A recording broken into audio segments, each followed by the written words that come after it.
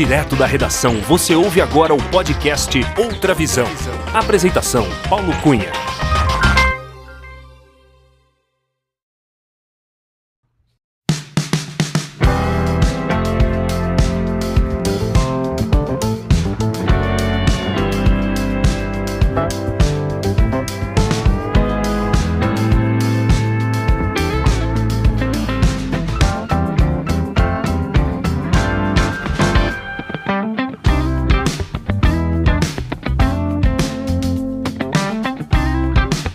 Olá! Seja muito bem-vinda, muito bem-vindo ao episódio 59 do podcast Outra Visão. Eu sou o Paulo Cunha, o Paulão, e falo da redação da Outra Visão Comunicação em Belo Horizonte.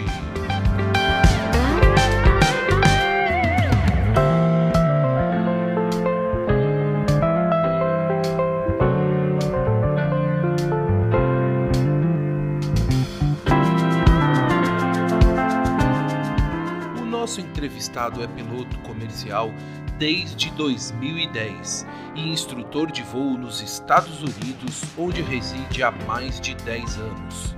Gaúcho, natural de Caxias do Sul, ele também é cidadão americano e atualmente mora no bairro do Brooklyn, em New York City.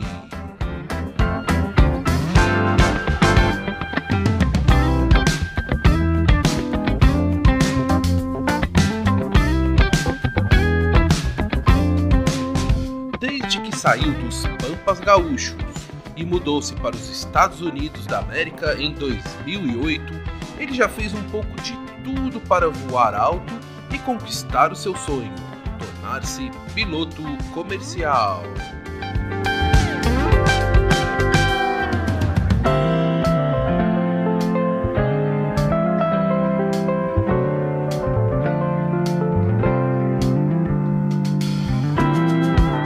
Já foi motorista de táxi em Nova York, sim, daqueles amarelos.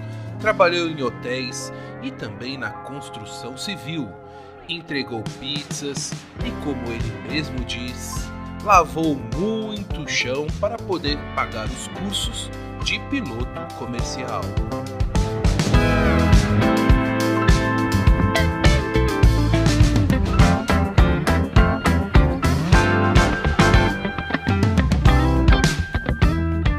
Durante a nossa conversa, ele contou sobre a sua trajetória na aviação desde o início em Caxias do Sul, explicou como é o seu trabalho como instrutor de voo nos Estados Unidos, falou sobre o período em que trabalhou para uma pequena empresa aérea no Alasca, contou sobre o podcast que produz e apresenta, o Pilot Nation, que fala sobre o universo da aviação.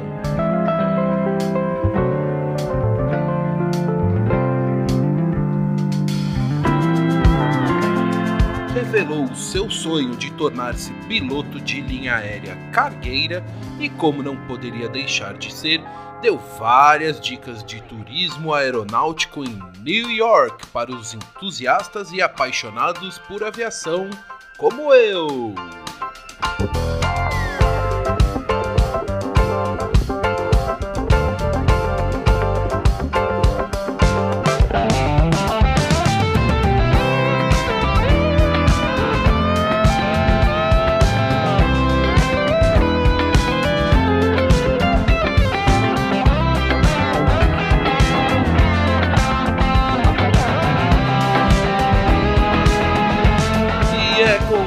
Alegria que recebemos neste episódio do podcast Outra Visão o William Augusto Bertotti, o Bertotti do Pilot Nation, que eu sei tem muito a nos ensinar e várias histórias para contar.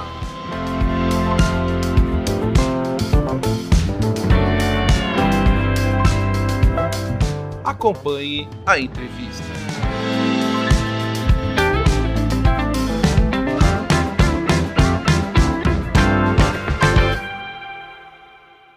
Alô, William Augusto Bertotti. Tudo bem com você, Bertotti? E aí, Paulo, tudo bom, cara? Como é que tá? Tudo jóia. Bertotti, Obrigado. seja muito bem-vindo ao podcast Outra Visão. É com muita alegria que eu te recebo aqui para a gente bater um papo bem descontraído. Muito obrigado por aceitar o convite e por prestigiar este podcast. Bertotti, eu gostaria de saber, para a gente começar a nossa conversa, de onde você está falando neste dia 14 de abril de 2021. Obrigado pelo convite, Paulo. Satisfação estar aqui no teu podcast, com a Outra Visão. Estou acompanhando o teu trabalho. Não faz muito tempo, mas eu já estou gostando bastante do teu trabalho. Eu estou falando aqui direto do Brooklyn, aqui de Nova York, onde eu moro, né? Faz alguns anos, né? E estamos aí, cara, para ter uma conversa legal aí, cara. Conversa bacana contigo. Ah, que legal. Então, hoje, conexão Belo Horizonte, Brooklyn, New York.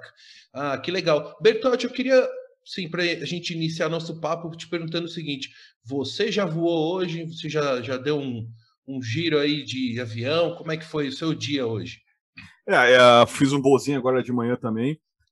Eu sou piloto comercial aqui, então eu estou terminando, apesar de já ter voado bastante aqui na América, fazendo aqueles ferry flights, né, que é aqueles voos de delivery de avião aqui, eu pensei e decidi também, cara, ter a licença de instrutor de voo, que é o CFI aqui, né?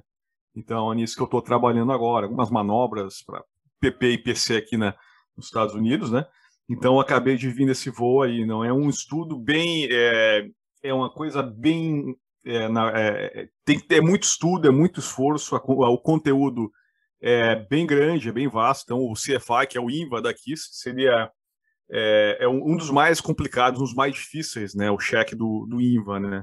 Então pela quantidade de detalhes, né? Porque agora tu não tá mais voando simplesmente, tu tá ensinando a voar, tu tá passando a tua experiência. E isso é bem desafiador, né? Nossa, imagino. E o seu voo hoje, Bertotti, da onde você partiu e qual aeronave que você estava operando? Me conta alguns detalhes aí desse rolê de hoje aí. Então, Paulo, aqui o rolê de hoje foi assim. Então a gente decola de Somerset, né, que é um aeroporto aqui em New Jersey. Então, para se localizar, é mais ou menos atravessa a ponte, atravessa o Hudson também, tem como ir lá. Eu estou voando o Cherokee, o PA-28, que é um avião dócil, um ótimo avião, é um dos meus favoritos, né, para instrução, um dos melhores, né. Então a gente está voando esse avião de asa baixa. O voo foi de Somerset para Somerset, então a gente vai para a área de manobras lá e a gente faz algumas manobras, o tal do conhecido oito preguiçoso, o Chandel, a gente faz algumas, no mais, as manobras que são requeridas pelo PTS, né, que é no caso, é um livro que ele tem essas manobras e ela tem os standards também, que o examinador vai pedir no dia do cheque. Então a gente faz tudo isso. E também explicando. Então, para deixar um pouquinho mais complexo, tudo que a gente faz, a gente explica lá em cima, e também o instrutor da gente, então o instrutor ele faz o papel de aluno, né, como qualquer curso de INVA, né? Então, às vezes, ele bota a mão no manche e ele tenta fazer uma coisa que não é certo, aí tem que corrigir ele, sabe? E depois do voo, pós-voo, tem aquele feedback, né? Olha, tu devia ter feito isso, ou tu poderia fazer isso, ou isso tá legal, né? Isso aqui, de repente, podia enfatizar mais determinada coisa, né? Então é mais ou menos assim que funciona, né? E é como eu te falei, cara, é bem intenso, né? Então tem coisas que, como piloto comercial, tu meio que deixa de lado. Uma das coisas que eu vou te dizer é o computador, o próprio computador de voo, é o E6B, né? Aquele computadorzinho de voo de papel, então, aquele computador de voo, às vezes a gente deixa para trás, deixa para lá para o tempo do PP. Então, quando tu tá fazendo um curso de INVA, tu tem que buscar aquilo de volta, tu tem que, às vezes, até reaprender como usar, porque às vezes a pessoa esquece, tu não usa há muito tempo, né? Então, começando pelo computador de voo de papel, a gente tem que ir lá de novo, começar a usar, começar a fazer problemas, né? De tudo, né? Tanto de cálculo de combustível, usar muito as cartas, né? As cartas de performance também, né? Então, é porque tu tem que pensar que tu tá voltando, tu tá meio que voltando ao passado, né? Tu tá voltando ao teu curso de PP, porque tu vai ter tu vai ter um PP, tu vai ensinar alguém a primeiro fazer licença de PP, PC e tudo mais, né? Então e é uma coisa que é legal, cara, porque as companhias aéreas aqui, elas têm uma grande preferência por CFAs, né? Por INVAs, né? No caso, né? Porque esse tipo de pessoal, o pessoal que faz o INVA, geralmente ele é mais focado, geralmente ele busca mais informação, porque ele é obrigado a buscar informação para ensinar. Então, ensinando, tu aprende. Né? Então, eles têm essa preferência, né? Ah, que legal, Bertotti. Bertotti, agora, antes da gente entrar no mundo, no seu universo da aviação aí em Nova York, eu queria que você contasse para a gente aqui, para os nossos ouvintes, e para mim também, claro, como que foi a sua mudança do Brasil para os Estados Unidos? Porque hoje, né, a gente ouvindo você falando que tá voando direto, é instrutor e tudo, mas você compartilhou comigo antes da nossa conversa que a batalha foi longa até chegar onde você está hoje, né? Você se mudou de Caxias do Sul, né, do Rio Grande do Sul para Nova York, já trabalhou como entregador de pizza, trabalhou em hotel, fez um montão de coisas. Queria que você compartilhasse conosco um pouco sobre essa sua história, essa trajetória de mudança do Brasil para os Estados Unidos. Paulo, o legal, cara, é que na aviação 90% dos meus amigos são da aviação. Alguns são mecânicos, alguns são pilotos, né? Tudo mais. Então, aí que tá. Isso é interessante a gente saber como cada um tem a sua história. Então, tem amigos meus que voam na agrícola ou na Amazônia e tudo mais. Então, a minha é um pouco diferente, sabe? Então, como aconteceu? Eu tive essa oportunidade, né? Quando estava no Brasil ainda. Tinha uma ex-namorada minha, que os dois tivemos essa oportunidade também, né? Através de um amigo nosso, né? Chegou essa oferta, né? Para trabalhar nos Estados Unidos. Eu, na época, eu estava viajando. Eu estava na Bolívia. Então, eu soube disso, né? E, na verdade, eu teria que mandar uma cópia dos meus documentos, passaporte, que eu estava comigo, né? Tá, eu mandei, cara, mas eu mandei pensando assim, não vai dar nada. Não vai dar nada. Eu vou mandar só por mandar, né? Então, eu acabei mandando. Tempos depois, eu tive uma entrevista, acabei passando, né? Vim para cá. Então, chegando aqui, trabalhei 2 anos, né? Depois, como até tinha te falado, né? Voltei para o Brasil, sempre fiz legal, tudo certinho. Quando eu voltava para cá, fazia entrega de pizza e tudo mais, né? Trabalhei com motorista de táxi aqui, táxi amarelo, depois que chegou documentação para mim. Então é aquela coisa, sempre eu passei anos, cara, acho que mais ou menos uns 4 anos sem botar um pé dentro do avião, cara. E eu era PP no Brasil, sabe? Mas é aquela coisa, cara, não passei uma noite, cara, eu posso te afirmar, cara, sem pensar em estar entrando dentro do avião, qual tá dentro do avião. Uma noite na minha vida, cara, em 5 anos, cara, eu não deixei de pensar nisso, né? E mesmo entregando a pizza ou lavando a louça, cara, né? Aqui em Nova York a gente faz bastante isso. Tem essa coisa aí de quem trabalha em restaurante trabalha na preparação também. Né? Então, trabalhava na preparação lá embaixo, cortava fruta, cortava verdura e tudo mais para os caras fazerem a comida, né? Então, trabalhei de tudo, cara. Fiz bastante coisa aí, sempre juntando dinheiro, né? Na época do táxi também, isso é uma coisa que até já falei em outros podcasts também. Eu ia para o Kennedy, né? Para o aeroporto Kennedy. Então, quem conhece o Kennedy sabe, chegando lá, tem à direita de quem chega, uma das entradas, né, do Kennedy, que é a entrada 2, a entrada de trás, tem o estacionamento, né, o parking lot dos táxis amarelos. Né? Então, tu já vai ver uma galera lá. Né? Hoje já não mais, tanto por causa da pandemia. Então, eu largava passageiro, ou às vezes começava lá, então eu estacionava o carro, eu tinha todo o meu material. Às vezes eu vinha até do IFR, né? Nessa época eu já tinha começado o IFR, né? Então eu parava lá no estacionamento. Eu sabia que demorava mais ou menos 1h30, 2 horas para os caras me liberarem um passageiro, né? Então eu ficava estudando ali, cara, 1h30, 2 horas, cara, sabe? Então sempre foi assim, cara. Né? No Brasil, antes de vir para cá, foi bem complicado, né? Essa foi um dos motivos por ter vindo para cá. A situação financeira estava bem complicada mesmo, né? Então, trabalhei também com venda de videogames no Brasil, antes de vir para cá. Estudei jornalismo também. É mesmo? Isso aí, acho que a gente vai entrar de repente, nesse papo aí no decorrer da conversa aí. Já estudei jornalismo, e o que está, de repente, me dando um suporte hoje, cara, até pelo podcast que a gente está fazendo, cara, está me ajudando bastante essa parte do jornalismo que eu passei na minha vida, né? Que legal, Bertotti. Muito legal ouvir o seu relato.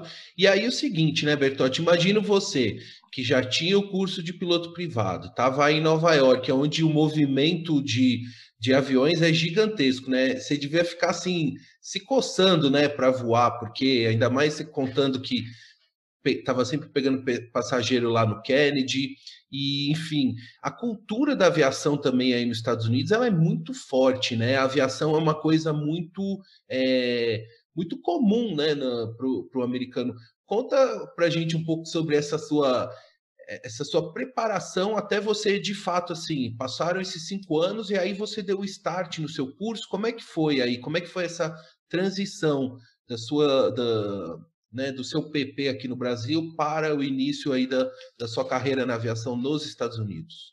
Paulo, nunca é fácil, né? Principalmente pela linguagem, que o inglês não é a nossa língua, então fica tudo mais complicado, né?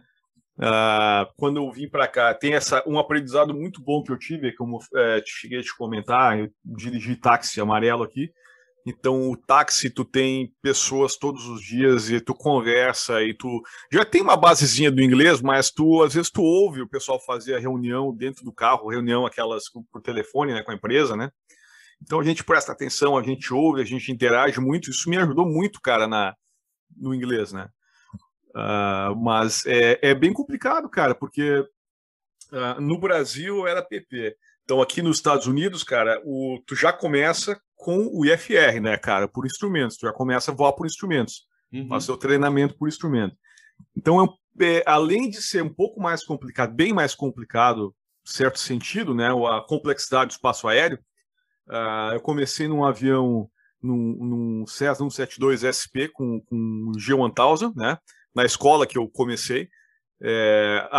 Se eu pudesse voltar atrás hoje, eu teria voado num avião mais barato, tá? Teria voado numa escola mais barata.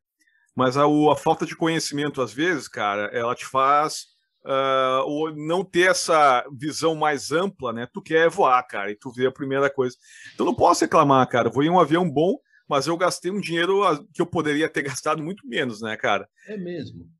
Pois é. Então ele é mais complexo, o avião depois que tu começa a voar é tranquilo, né? Mas aí, como eu te falei, tu tem essa coisa aí do inglês, que tu tá tentando melhorar, tu tem um avião que tu tá conhecendo, tu tem um espaço aéreo que é mais complexo também, né?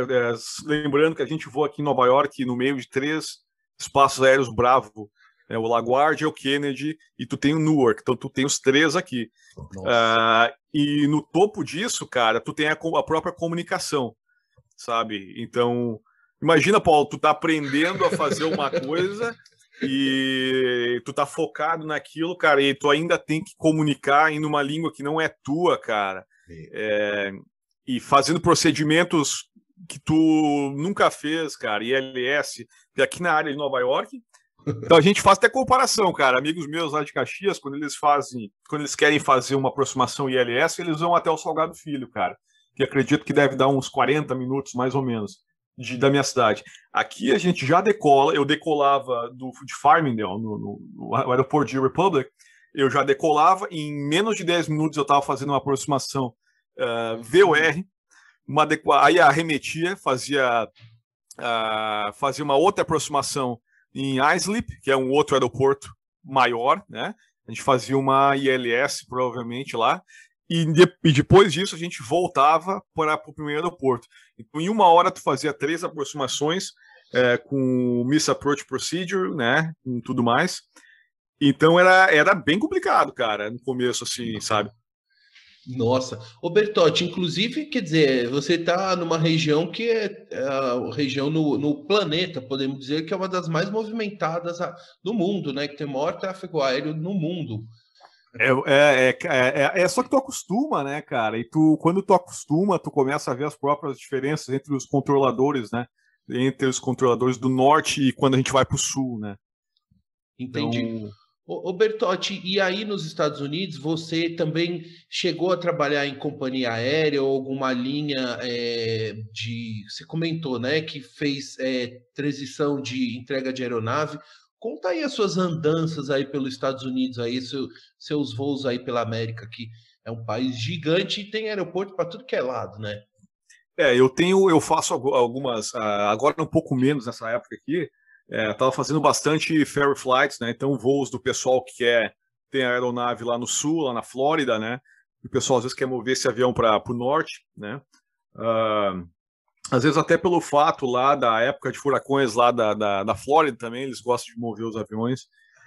Tem gente que faz. A Flórida também é uma referência aqui também, manutenção aviônicos, né? Eles têm os preços bem mais baratos do que aqui. Então, muitas pessoas, às vezes, eles instalam aviônicos novos lá embaixo e trazem para cá, né? Então, às vezes, a gente faz esse negócio também. Está sendo um pouco mais esporádico pelo período, né? Mas, cara, isso deu. Eu conheci bastante, vários lugares que eu sempre quis conhecer, isso me proporcionou, né? Inclusive, eu conheci a Memphis, a Graceland, que é um lugar que eu sempre quis conhecer, a aviação me proporcionou, né? Às vezes a gente próprio, tem vezes que a gente aluga avião mesmo, né? E vai voando, a gente faz os nossos passeiozinho aí, compra 10, 15 horas mesmo, né? Então, mas fazendo ferry flight, eu consegui fazer bastante coisa nesse sentido, né? Então, os lugares que eu mais quis conhecer, acho que tem um lugar só que eu não conheci, cara, que eu ainda quero conhecer, cara, que é Roosevelt. Lá na área 51, acho que na área 51, lá no Arizona, né? Esse é um dos lugares que. Novo México, achei o Novo México. E você já voou na região ali de Michigan, no estado de Michigan? No Michigan eu não cheguei a passar, cara, ali por cima. Eu passei perto, cara, mas eu nunca fui pro Michigan, cara. Eu conheço mais para baixo, cara, lá no Mississippi, cara, Delta do Mississippi, Tennessee, no Louisiana, naquela parte do Golfo do México lá embaixo, né? Uhum. Eu conheço bastante lá para baixo. Inclusive, Tennessee é um lugar que eu gosto muito, tenho amigos lá embaixo, sabe? Então, são lugares que eu gosto. Key West é um lugar bem bacana, cara. Se tiver os pilotos ouvindo aí que nunca foram para lá, cara, vão para lá se tiver a oportunidade, cara. É um lugar muito lindo, né? Muito bonito, todo aquele azul ali. E também no Triângulo das Bermudas, né, cara? É parte do Triângulo das Bermudas, Key West também, né? Tu faz um. Ô Bertotti, você falou que você, quando você se mudou para os Estados Unidos, você já tinha o PP, né? Que você fez em Caxias do Sul. Foi isso? Explica para a gente um pouquinho do seu início aqui no Brasil, dessa sua relação com a aviação. Quero saber duas coisas. Como é que foi essa sua formação de PP no Brasil? E quais são as suas influências da aviação? Tem alguém da sua família que já era ligado ou trabalhava com aviação? Enfim, desde pequeno você gostava desse tema? Eu não tenho ninguém da família piloto ou nada envolvido com aviação, né? Eu sou o primeiro, né? Então, assim, eu acho que a aviação escolhe a pessoa, né? Escolhe quem ela quer que seja parte desse mundo, né? Então, o que aconteceu?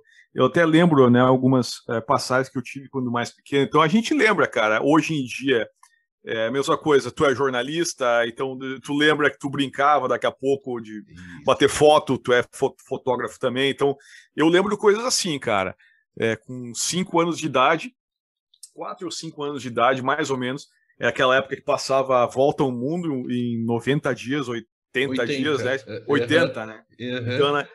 Pois eu tinha mais ou menos uns 5 anos, né? E eu lembro coisas, cara, como, por exemplo, eu pegava uma sacola de plástico e o secador da mãe e colocava ar dentro, cara, porque eu via que aquilo aí era ar, cara, o que tinha naquele balão, cara, era um gás, era alguma coisa. E eu lembro também, cara, tentando fazer asa delta ou uma coisa parecida com um avião com antena de televisão, cara, mas 5 anos, 6 anos, cara, acho que 5, uma coisa assim, cara. Depois disso, com 17, mais ou menos, eu costumava ligar para o Aeroclube, né? Ver horas quanto custava, como é que era, como é que funcionava. E, cara, isso meio que eu deixei de lado um tempo depois, por causa que a gente vai pro colégio, cara, tu estuda, aí começa outros interesses, cara, e começa a jogar bola e coisa assim. A certo ponto eu tinha que fazer alguma coisa da vida. Então eu decidi fazer jornalismo, estudar jornalismo, né? Que é uma coisa que eu também gostava, ainda gosto também de jornalismo, né?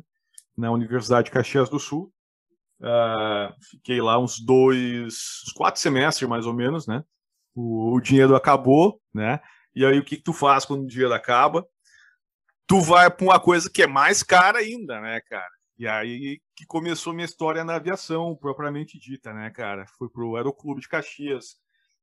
Não sabia, eu caí literalmente, cara, eu caí de paraquedas nisso, eu não tinha ninguém que me, né, não, eu tenho um tio, não tinha ninguém, cara, eu comprei o curso do PP, fui lá, fiz o PP da minha sala, era a época que tava, 2008, essa época, e era porque tinha tinha a banca da ANAC 2 vezes ao ano, né, então o pessoal saía de van, de Caxias, ia até Porto Alegre, né, fazia no papel lá, marcava a bolinha lá no formuláriozinho deles lá.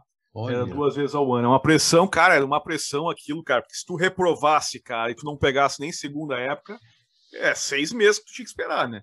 Putz, grila. Então, foi aí, cara, até lembro dos que passaram, cara, de 8 ou 10, cara, que a gente tinha de colegas, né? 2 ou 3 foram pro PC e daquilo acho que deve ter sobrado conta nos dedos, né? Porque as pessoas, às vezes, por algum motivo ou outro, cara, acabam se desviando, né, cara? Então, mas ainda tem amigos, cara. A gente tem grupos aí de amigos lá de Caxias, PC, PP, cara. Ô Bertotti, quais são os seus objetivos, assim, como piloto, em médio e longo prazo, assim? Hoje você trabalha como instrutor, mas quais são os seus objetivos? Você ainda é novo e tem muitas decolagens aí pela frente. O que você desenhou para sua carreira na aviação? Olha, na verdade, o instrutor, cara, é uma coisa nova para mim. Eu nunca tive vontade de ser instrutor, sinceramente. Então, algumas coisas me fizeram, cara.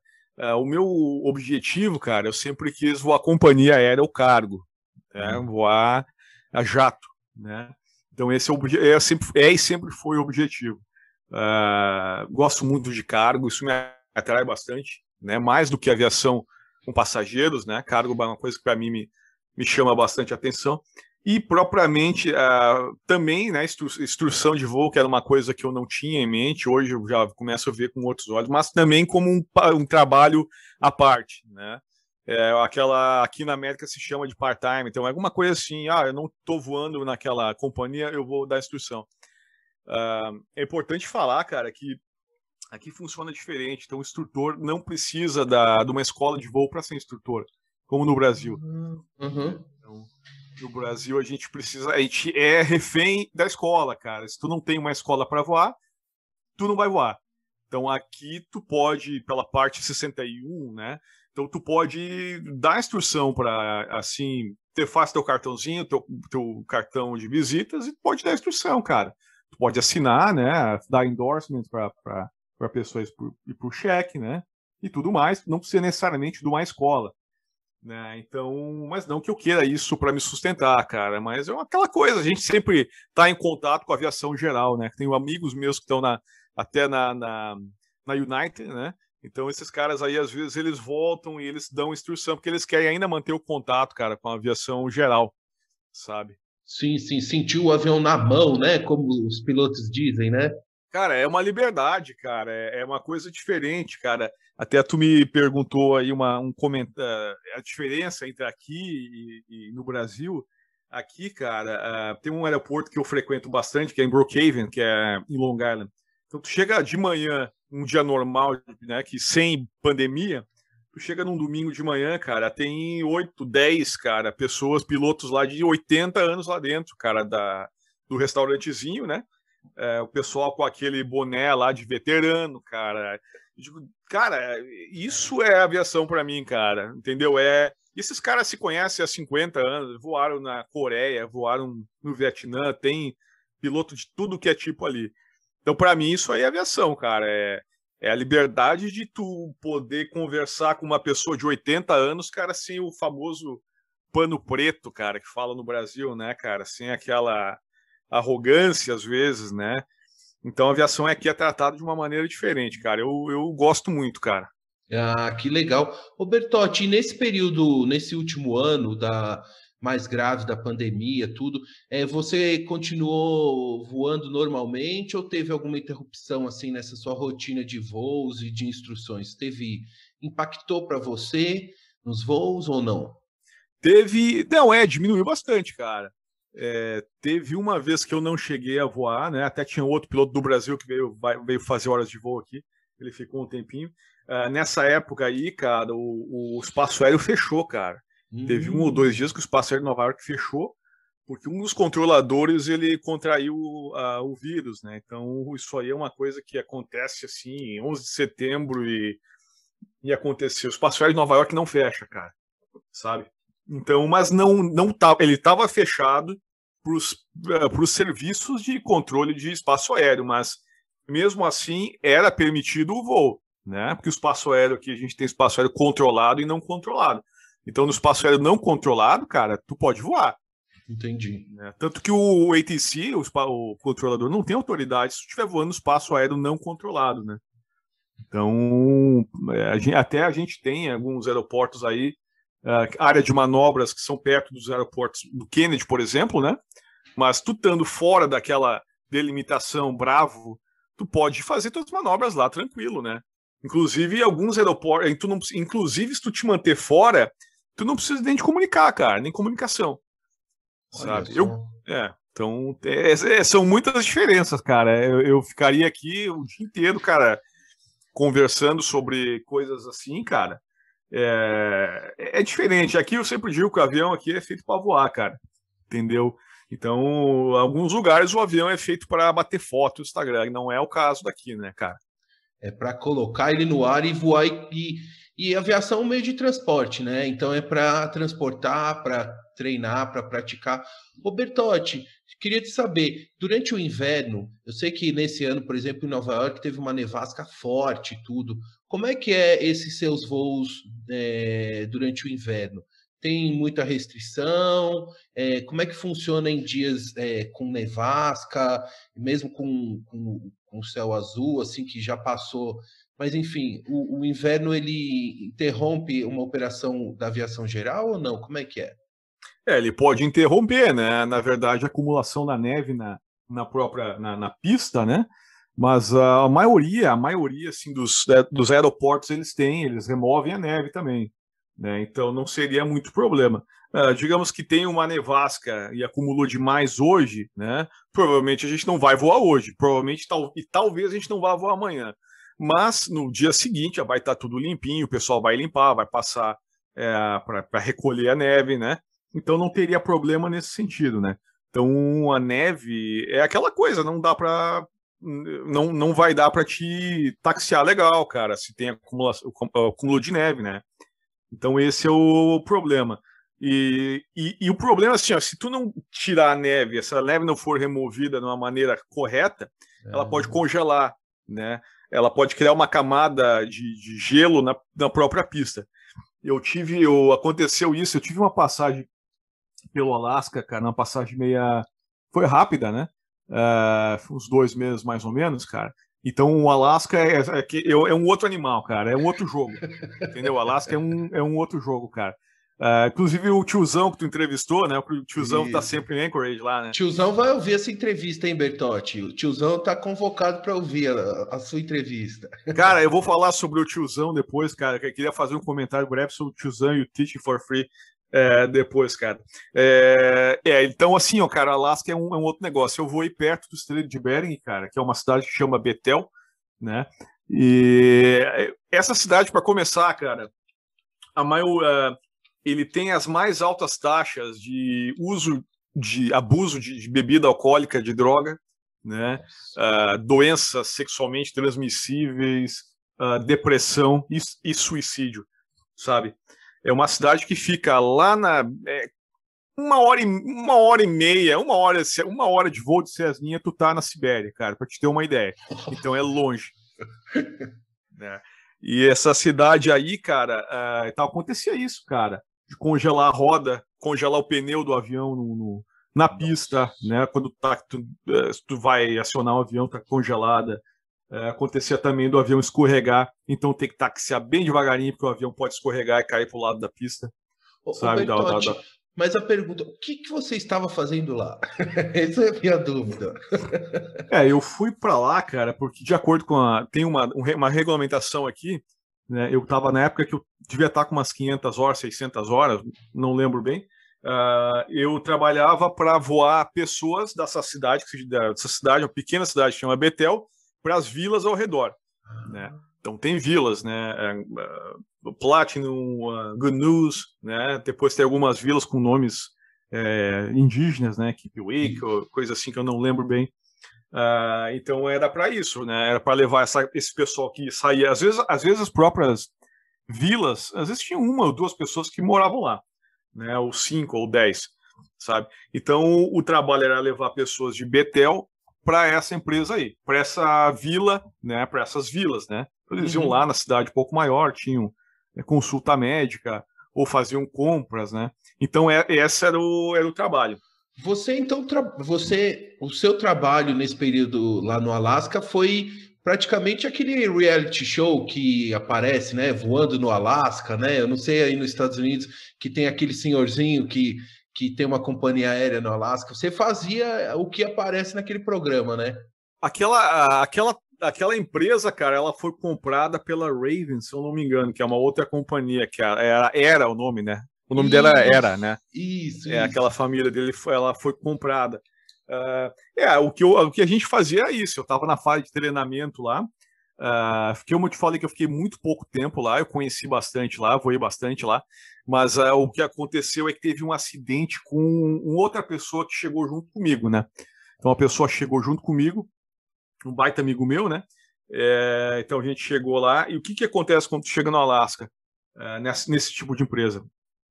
Tu faz tem o teu treinamento, né? Tanto no solo, né? Regulamentação e tudo mais, e tu tem o teu treinamento em voo. E é o que a gente fazia os treinamentos, né? E também tu era enviado pela empresa para voar com um piloto que já estava voando lá.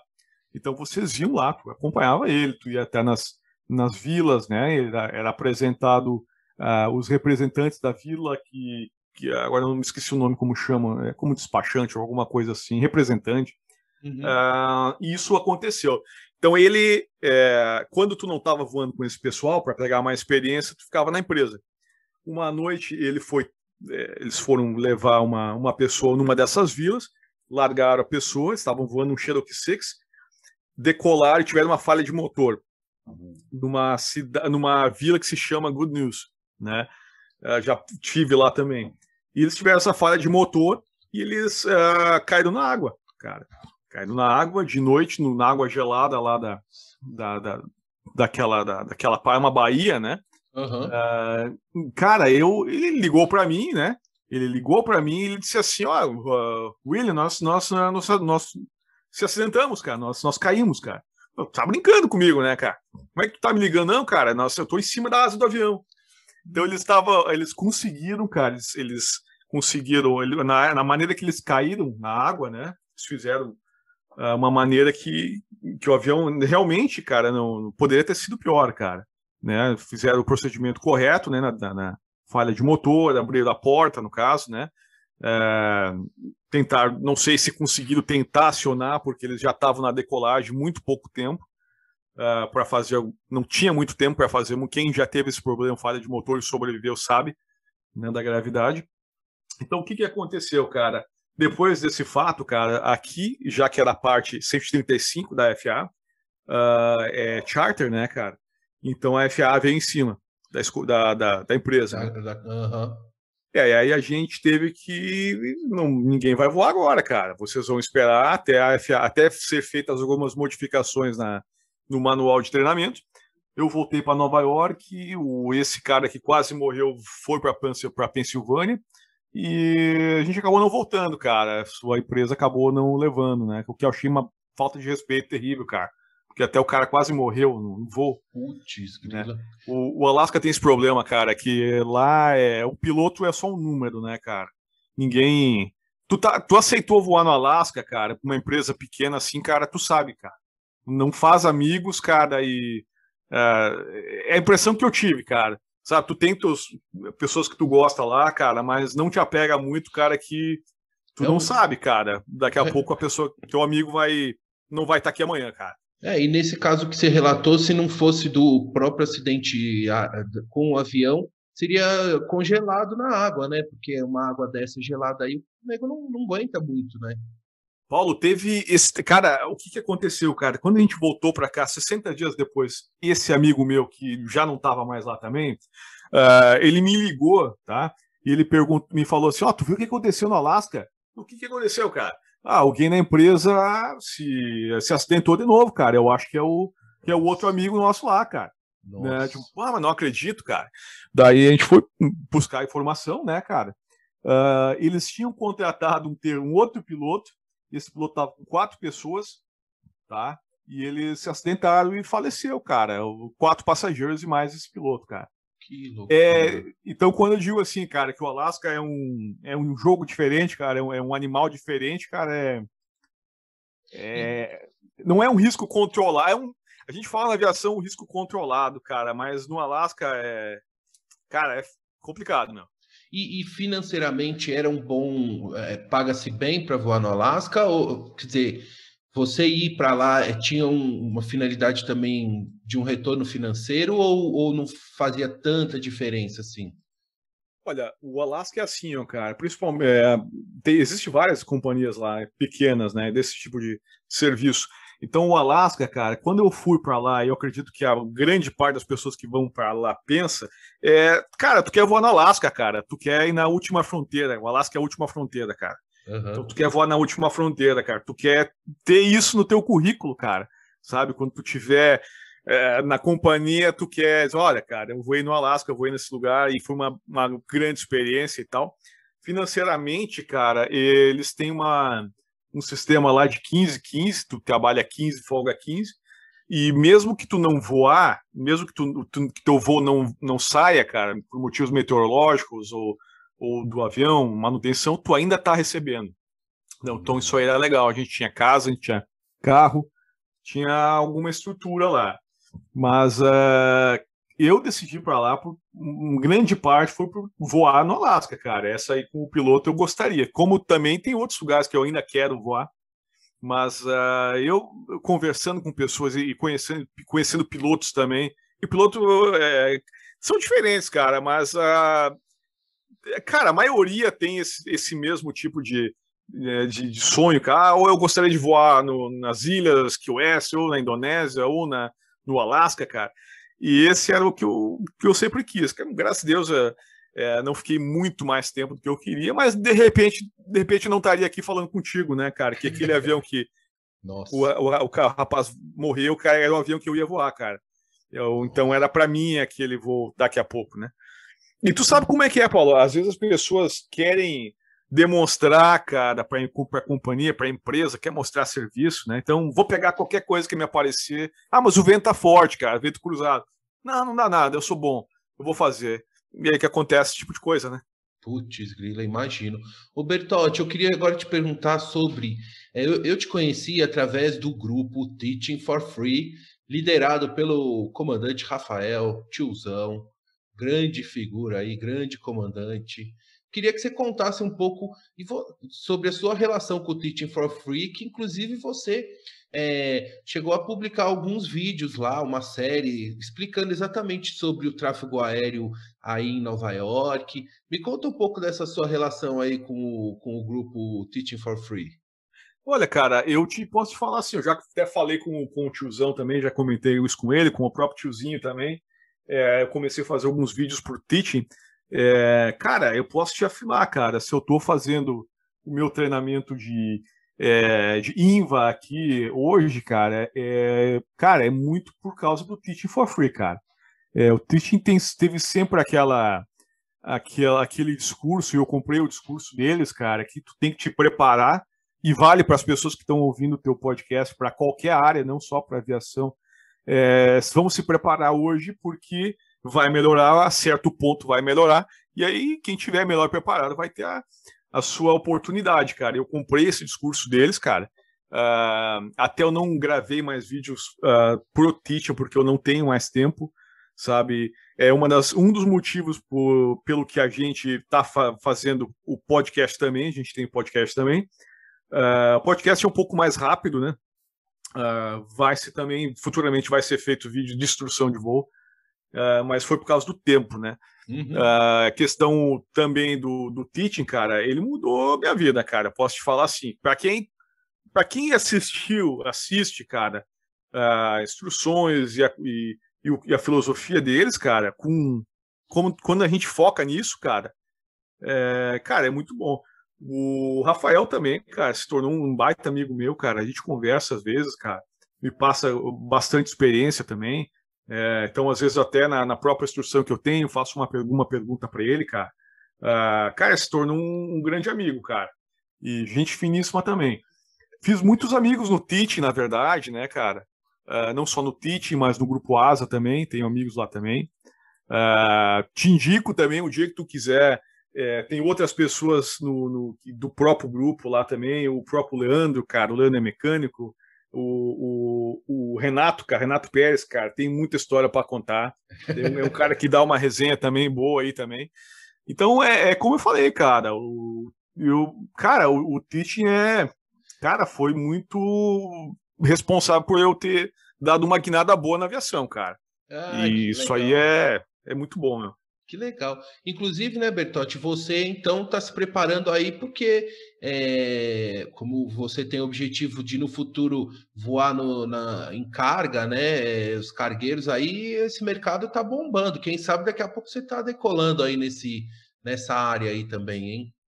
Cara, a carga, o transporte de cargas, cara, não vai cair, cara, mais, porque um dos motivos, a minha opinião, tu sabe, com essa pandemia, muitas pessoas, cara, que não podem ver o pai, a mãe, o vovô, eles ensinaram, vocês querem comprar, vocês vão lá, a gente vai colocar o cartão para vocês, quando vocês quiserem, compra o que tiver com 5 estrelinhas, 4 estrelinhas, eles vão entregar para vocês.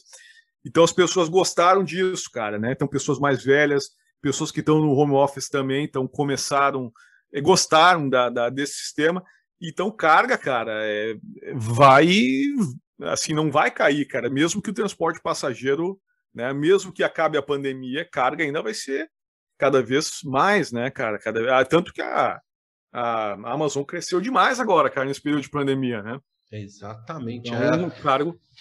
Então você está focando aí no caminho bom aí, e se preparando, né? Isso que é o mais importante, tá? Se preparando para a oportunidade assim que ela surgir, né? Sim, a gente tem que estar sempre preparado, né, cara?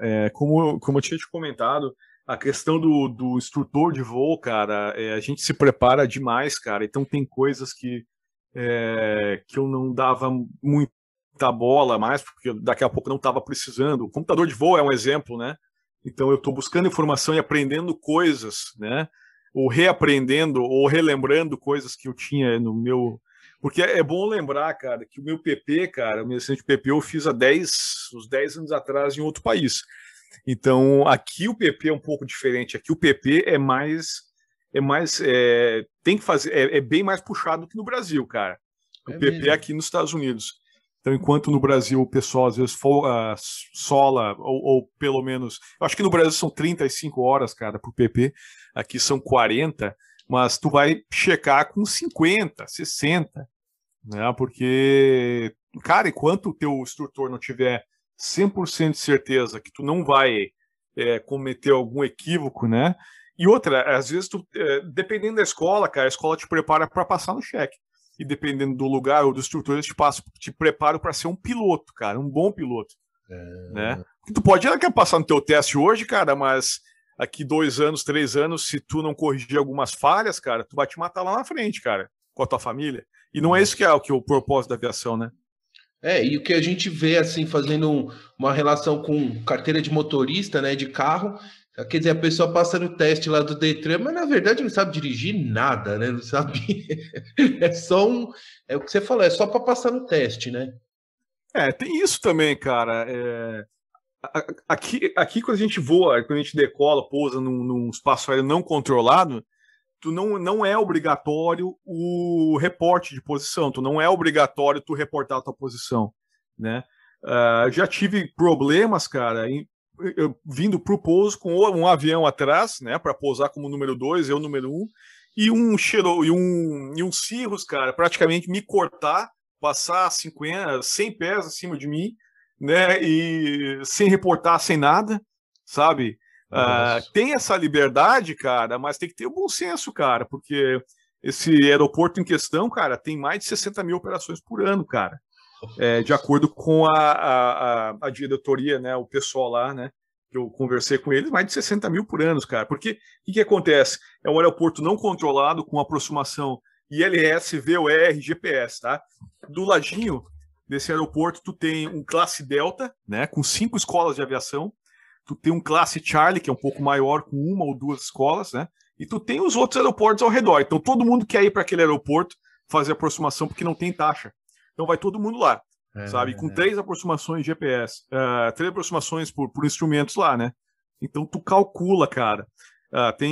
Então tu calcula a quantidade de pessoas que vão usar esse aeroporto, cara. E se todo mundo chegar nesse aeroporto para pouso ou para aproximação e não reportar, cara, a liberdade também ela vem com custo, né, cara? Então, bom senso, né, que seria importante, né? Exatamente. Ô Bertotti, queria que você falasse sobre esse podcast Pilot Nation, que você, juntamente com o Fernando, estão produzindo. Conta um pouquinho sobre esse podcast, que eu já ouvi alguns episódios, bem legal, e ele é focado para a aviação. Conta um pouquinho aí como é que está essa produção, como é que é essa dupla aí que você faz com o Fernando. O Fernando, cara, Fernando Nepomuceno, ele tem uma produtora lá, que é a Azumalu, lá no Piauí, lá em Teresina. Ele também trabalha com a Gleice, que é a namorada dele, os dois trabalham junto também. Então, a gente vinha conversando fazia quase 1 ano sobre isso, né? Primeiramente, iam ser vídeos no YouTube, né, cara? Vídeos. A gente tem alguns projetos nesse sentido também, mas pela questão do tempo. Bom, por que a gente não faz, então, um podcast, cara, que vai demandar menos tempo, né? Então, essa foi a ideia. Então, a gente começou, cara, com essa ideia do podcast, né, do Pilot Nation, que é focado 100% na aviação. Então, a gente tem lá alguns tipos de programas diferentes, né? Tem algum que tá saindo agora de instrução, né, que também conta com o Agnaldo Silveira, o mestre Jedi, lá do Teaching, né? Também participa do Teaching, né? Então a gente tem uma parte mais para instrução, a gente tem algumas outras que também tem a participação do Schmidt, do canal O Piloto também, gente finíssima, né? Sim, Léo, muito bom. Então a gente tem essa coisa, né? Alguns são mais para instrução, alguns são para análise de acidente ou coisa assim, mas não de uma maneira tão técnica como o Teaching, né? É mais aquele papo, aquela conversa, e o que poderia ter feito diferente e tudo mais, né? E a gente tem outro também, cara, que se chama o Papo de Hangar, cara. Que o Papo de Hangar é aquela coisa, a gente conversa com pilotos, cara, com mecânico, comissário, então com as pessoas envolvidas na aviação, cara, que tem alguma coisa a ver com a aviação. Então a gente tem essa conversa aí. Cara, e tá dando certo, cara. A gente tá conseguindo fazer um trabalho, tá tendo um retorno, né? O pessoal tá dando um bom feedback pra gente aí, né? É um trabalho sério. Então, é aquela coisa, a gente já chegou, cara, e não é só mato agora, cara. A gente teve o Teaching, né, pela frente aí, então a gente acompanha o Teaching, tem outros canais também. E a gente usa aqueles canais, cara, também como referência, né, cara? Então, e vamos tentar crescer, né, cara? O teu podcast também, cara, eu tô acompanhando também, vi bastante gente legal, cara, vi bastante entrevista legal. E a gente tem que tacar assim, cara. A gente tem que fazer do que a gente gosta, cara. Então, essa é a ideia do Pilot Nation, cara. Legal. Pessoal, vou colocar aqui na descrição desta entrevista com o Bertotti todos os links do Pilot Nation e todos os links do Bertotti que ele compartilhar aqui comigo. Bertotti, eu vou caminhando aqui para o final, mas eu tenho uma curiosidade, que é o seguinte. Você, gaúcho lá de Caxias do Sul, me conta como é que é fazer churrasco aí em Nova York. Cara, é aquela coisa, eu tenho saudade do churrasco do meu pai, cara. Churrasco do meu pai. O pai tem uma chácara, cara, que é numa cidadezinha do interior. Então, aquele churrasco que a gente faz lá no galpão, cara, ou embaixo da árvore, na praia, isso não tem preço, né, cara? Além do churrasco ser melhor lá, eu acho que a carne também é melhor, o ambiente também é melhor, cara. Sabe? A gente tem as gaúchas, né? E tem as gaúchas. Não vou falar muito alto, senão apanho, cara.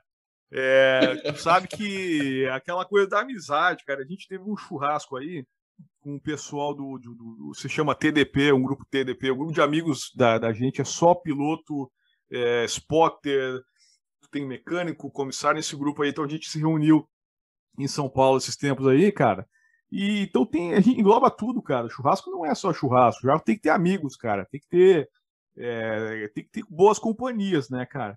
E isso me dá. Eu sinto muita saudade disso, cara. Sinceramente, né? Faço o meu churrasco aqui, o meu assado na grelha e tal. Não se compara ao churrasco do pai lá, mas é o que a gente tem pro momento, né, cara? Mas não substitui a amizade das pessoas, né? A família, cara, os amigos. Isso aí é muito importante, cara. Ah, que legal. Ô Bertotti, e você, qual foi a última vez que você esteve no Brasil? Como é que tá, quando que você planeja retornar, assim, para uma visita à família, aos amigos?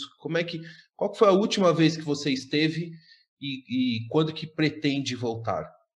Olha, eu tive no Brasil fazem uns 2 meses, mais ou menos, né? Foi recente, tento me manter... tento ir para o Brasil sempre que eu posso, tento ir para lá, né?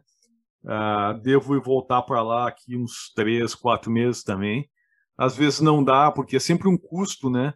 Então, aqui a gente não... Eu trabalho... Como eu não tenho... Se a gente não trabalha, a gente não ganha, cara. Então, esse que é o problema. Então, quando a gente fica 30 dias, 30 dias não ganhando e as contas chegando, né? Mas eu sempre vou, cara, quando eu posso, né? Então você vem com uma frequência legal, assim. O churrasco do seu pai, você tá com saudade, porque você comeu faz pouco tempo também. Sim, cara, a gente sempre vai, cara, e tem que ir, cara, porque família, né, cara, família e amigos, né, é uma coisa que são as duas coisas mais importantes para mim, cara, né, família, né, e a aviação. Então porque sem a família não estaria aqui, cara, não estaria nisso. E sem a aviação também, cara, eu não vou muito longe, né, cara. Como eu te falei, a maioria, 90% dos meus amigos são da aviação. Então, e são pessoas que eu falo, cara, todos os dias, cara, né? Então, quando eu tô mesmo com baixo astral, de repente, eu vou lá e falo uma bobagem lá, uma brincadeira aqui e ali, né? Então, são as pessoas que estão junto comigo sempre, né, cara? Então, a aviação e a família, cara, é o que me sustenta. Legal. Bertotti, para finalizar, você podia atualizar a gente como é que tá as condições aí em Nova York com relação a essa questão da pandemia, como é que tá o comércio aí, enfim, como é que estão as coisas? Porque por aqui estamos parados no tempo aqui, tudo fechado. Queria saber como é que estão as coisas por aí.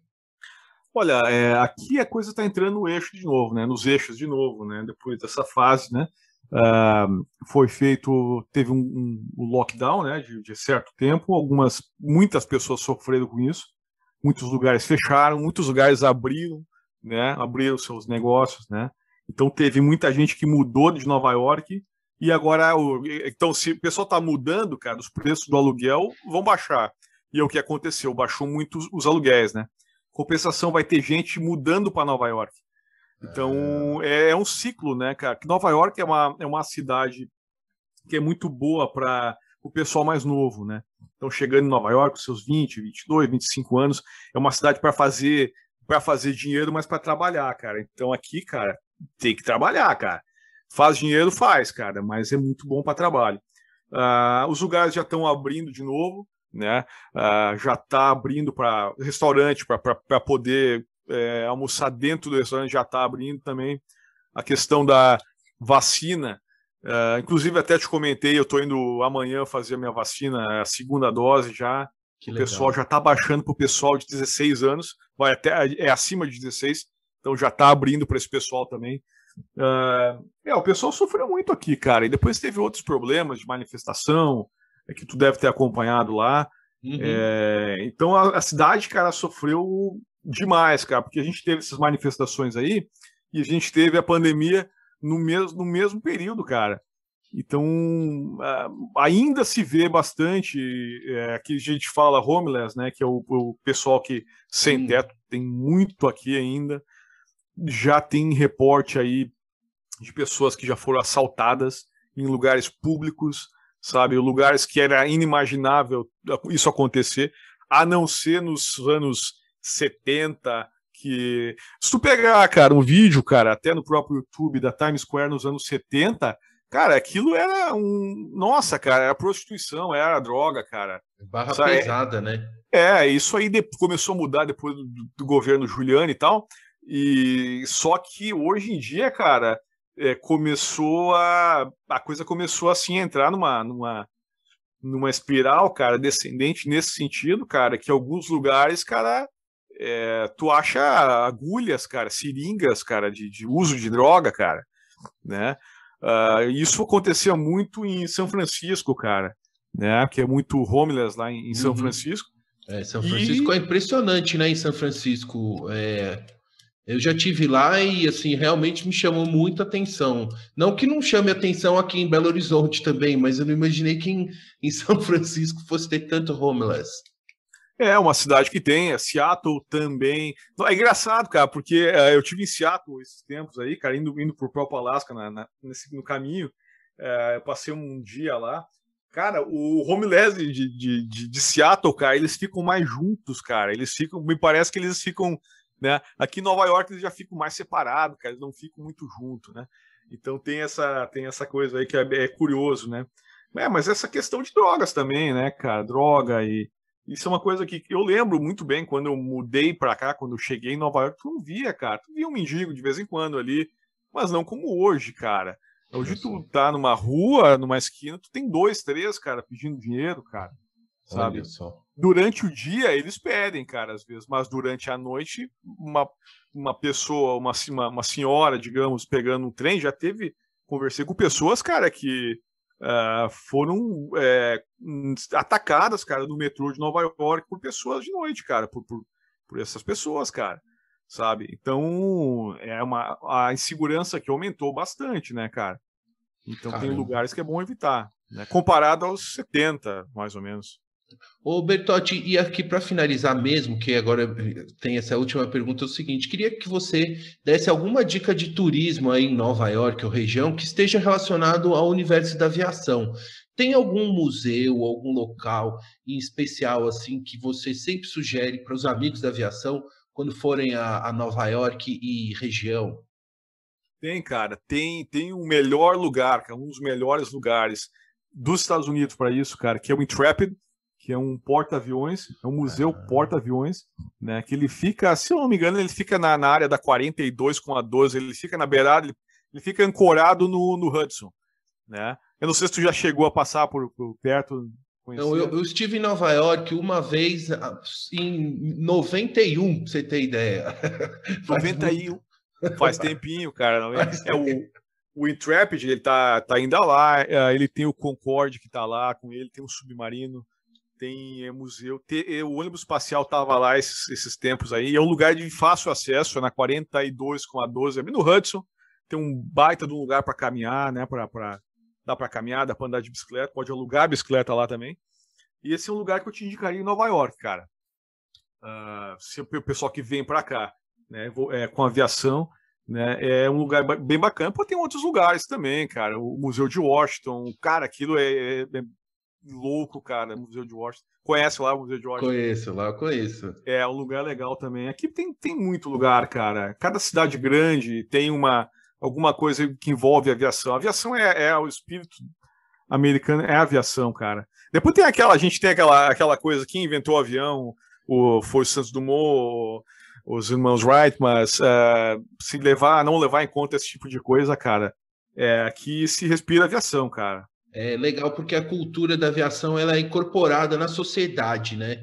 Não é um nicho, assim, todo mundo, de alguma forma, tá ligado e usa o avião como um meio de transporte normal, como se fosse um outro, né? Qualquer. Então, assim, e tem toda enfim, faz parte da sociedade americana, né? A aviação.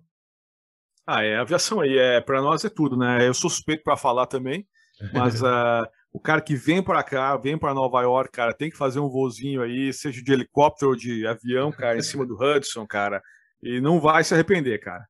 Quando tu chegar aqui, cara, a gente vai fazer um voozinho massa aí, cara, nós vamos fazer uns voos legais no Hudson aí, cara, a gente vai comer uma lagostinha lá pros lados de New Hampshire também, aquilo não tem preço, cara, não tem. Martha's Vineyard, cara, quem conhece Martha's Vineyard, é um lugar bacana também. Não tem muito lugar legal aqui, cara. Quando tu vier para cá, cara, a gente vai fazer esse passeio aí. Então tá bom. Bertotti, gostaria aqui de encerrar, primeiro agradecendo muito a você pela confiança e por prestigiar aqui o podcast Outra Visão. Muito obrigado por compartilhar um pouco da sua história e sua trajetória. Foi bem legal, eu gostei demais. Gostaria de agradecer a todos os ouvintes que nos acompanharam até aqui, a família Bertotti, né, lá em Caxias do Sul, que vai ouvir até o final essa entrevista, a todos os amigos do Bertotti, os ouvintes do Teaching for Free, do Pilot Nation, enfim, todos os amigos da aviação. Bertotti, para a gente fechar aqui, gostaria que você deixasse um recado final, uma mensagem para os nossos ouvintes. Eu queria agradecer também por ter participado, cara, por ter tido essa confiança aí em conversar com a gente, né? Essa resenha foi muito legal. Inclusive, cara, a gente vai marcar isso lá pro Pilot Nation também. Eu gostaria que tu participasse com a gente lá. Mandar um abraço para os meus amigos aí, pro TDP, que é um amigo nosso, que eu vou te incluir depois nele também. O pessoal do ASA também, o pessoal do Teaching for Free, essa galera toda aí, para a minha guria, a Charlene, que tá lá em Curitiba ouvindo também, né? E, cara, estamos sempre aí, cara. Quando precisar de alguém aí para o jogo para falar, cara, precisar de alguém para falar, eu tô aí, cara. Eu falo pra caramba, né, cara? Mas assim que é bom. Muito obrigado, Bertotti. Um grande abraço para você e bons voos sempre. Um abração.